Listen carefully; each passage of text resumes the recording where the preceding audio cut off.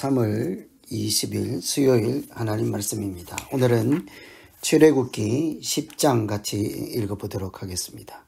출애굽기 10장은 앞서 9장과 같이 10가지 재앙이 계속되는 말씀이죠.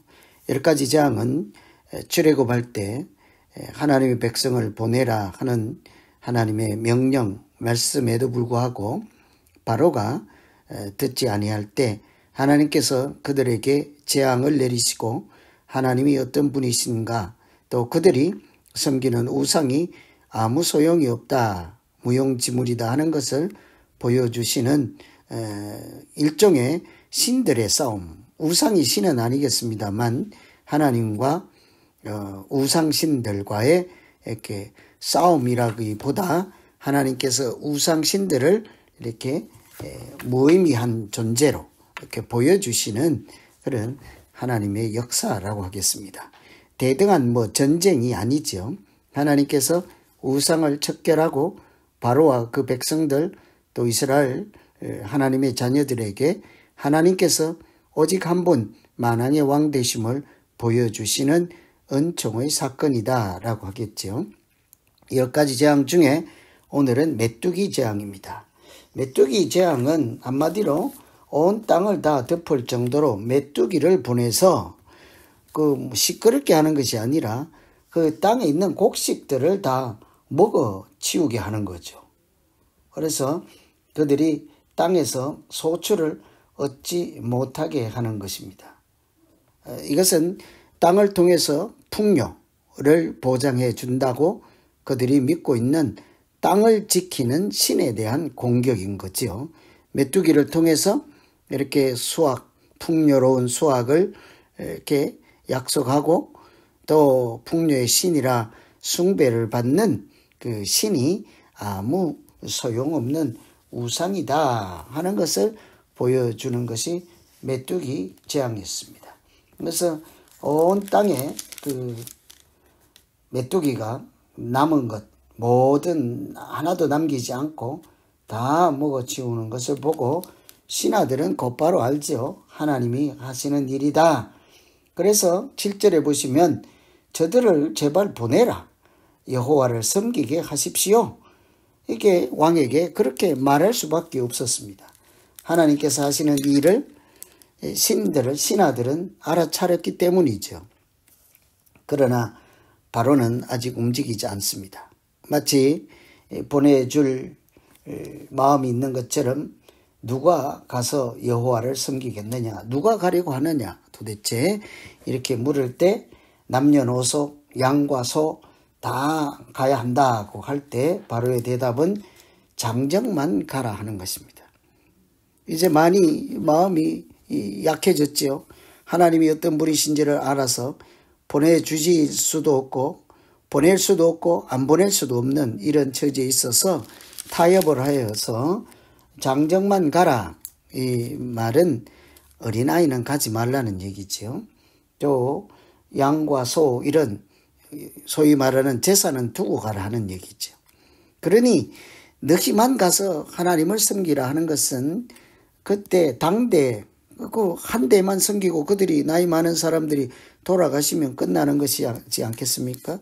자녀들은 여전히 태양신을 숭배하는 태양의 이렇게 종로로 타는 백성들로 내가 계속 삼겠다는 거죠. 사실은 불완전한 이렇게 순종입니다.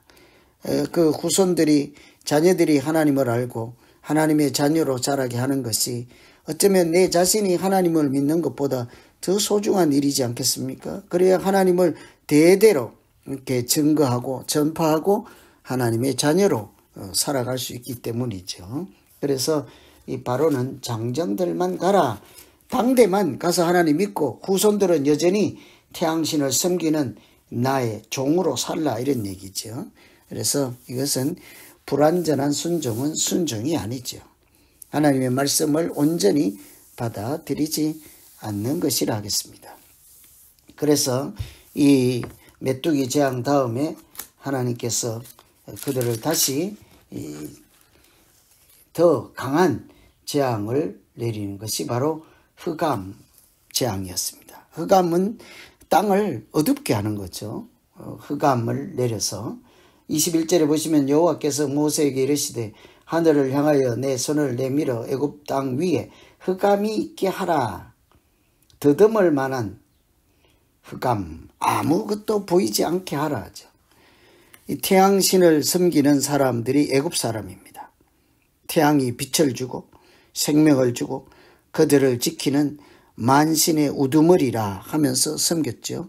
바로라고 하는 것도 태양신의 아들이라 하는 것이므로 바로 역시 태양신과 일종의 같은 맥락입니다.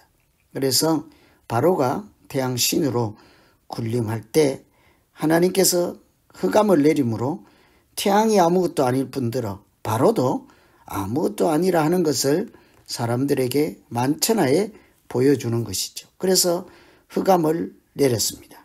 흑암이라고 하는 것은 하나님이 빛을 창조하기 전의 모습이지 않겠습니까? 하나님이 이 세상에 질서를 부여하기 전 하나님의 은총으로 창조의 은혜를 이렇게 허락하시기 이전의 모습과 같다고 할 수 있죠. 그것은 어둠은 죽음과 마찬가지입니다. 생명과 빛과 반대 개념이죠. 그래서 하나님께서 애굽에 온 천하에 어둠을 내리게 하였습니다. 태양신이 아무것도 할 수 없다는 것을 보여주었습니다. 그들이 섬기는 빛을 주는 신, 따뜻함을 주는 신, 곡식을 키우는 신, 아무 소용이 없다는 것을 보여주셨죠.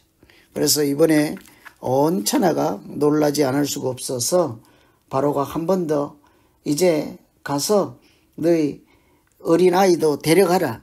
어른만 가라 했다가 어린아이도 데려가라. 그런데 이번에도 한 가지는 양보하지 않았습니다. 양과 소는 두라. 사람만 가고 재물은 두고 가라. 이 우상신을 숭배하는 사람, 이단을 섬기는 사람들의 특징이 돈을 섬기는 거죠. 만모니즘, 그래서 우상이고 돈이지 않겠습니까?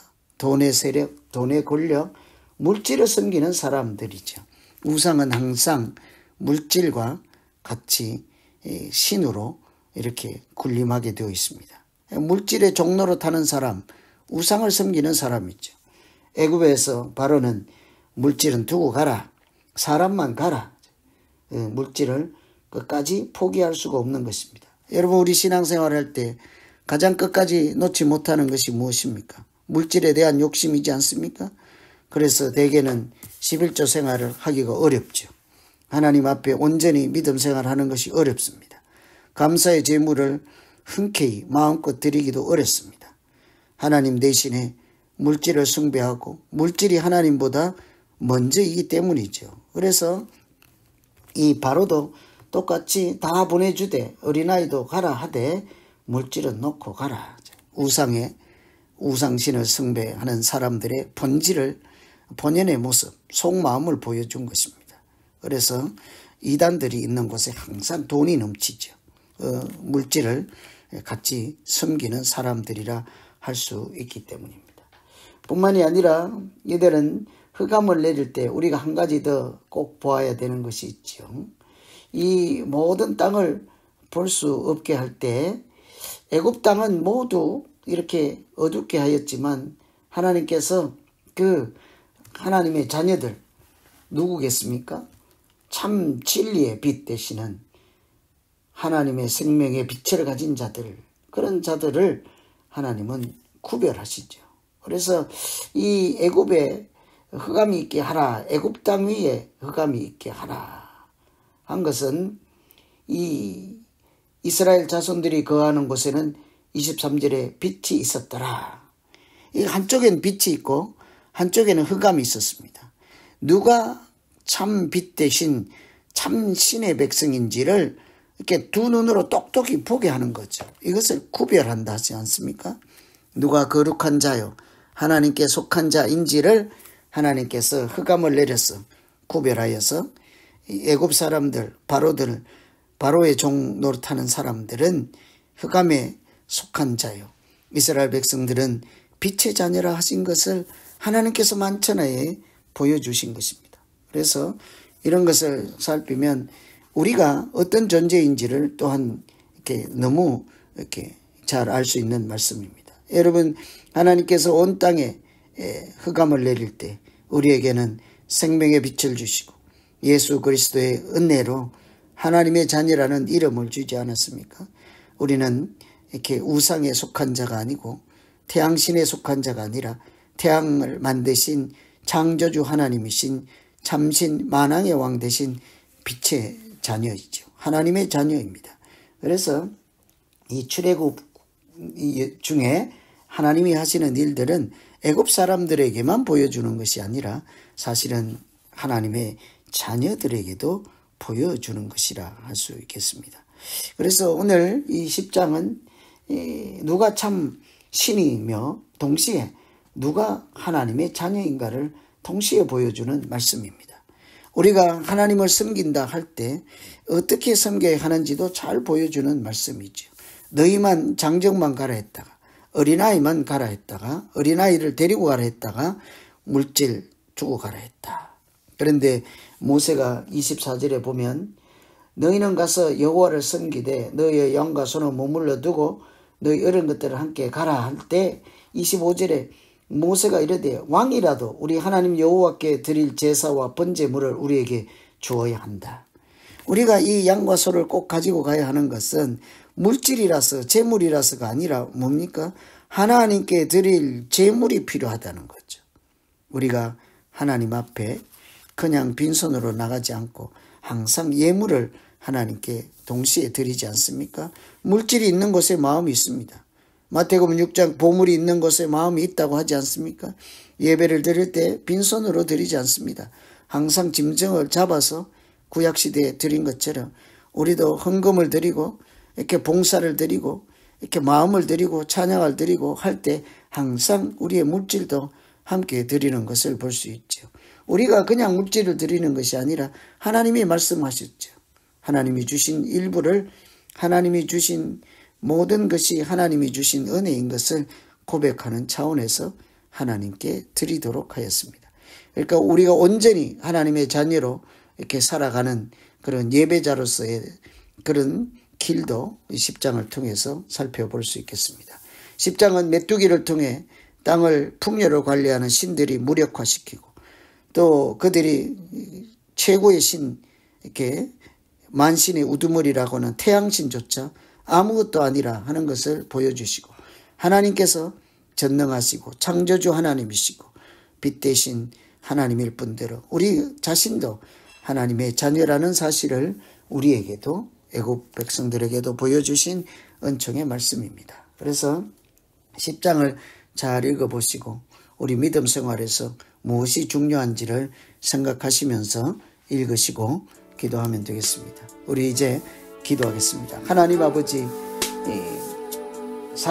세상 사람들이 섬기는 우상이 아무것도 아닌 것을 하나님께서 보여주시고 또한 우리가 참신 하나님을 섬기는 것이 얼마나 복된 일인지를 보여주셨습니다. 흑암의 자녀들이 아니라 우리가 빛의 자녀라는 사실도 보여주시고 하나님 앞에 섬길 때에 제물로 하나님께 드리고자 하는 그 마음도 보여주셨습니다. 하나님, 우리가 끝까지 물질 잡고 하나님을 포기하지 않고 하나님보다 물질을 앞세우는 그런 신앙생활하지 않도록 우리에게 은혜를 주시고 하나님께서 우리의 진리의 빛, 생명의 빛 되심을 오늘도 감사함으로 그렇게 살아가는 믿음 생활 되게 하여 주시옵소서. 예수님 이름으로 기도합니다.